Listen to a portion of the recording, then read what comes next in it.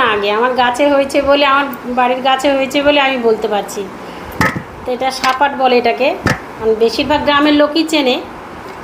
আমি এটা একদমই পছন্দ করতাম না এই ফলটা, কিন্তু এই ফলটার সম্বন্ধে যখন জানতে পারলাম যে ফলটা এত উপকারী, আমি তো আগে খেতামই না, কিন্তু যখন জানলাম যে না, এর মধ্যে অনেক গুণাগুণ আছে,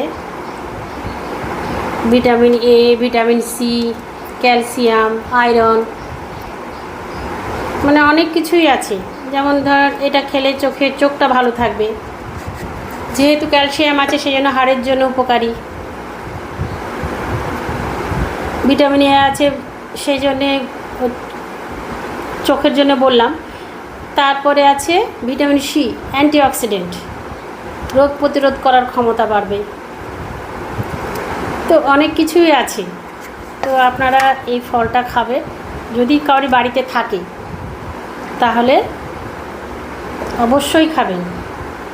আমি তো খেতাম না, আমার পছন্দ ছিল না বলে আমি খেতাম না, এখন খাই। আমি এই যে নিয়ে এসেছি, এটা পাকলে আমি পুরোটাই খাবো, একটাও নষ্ট করব না।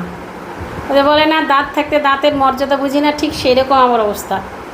আগে ফল খেতাম না, এখন সব ফল খাই, খেতে হচ্ছে বাধ্য, উপায় নেই, না খেলে আমার হবে না।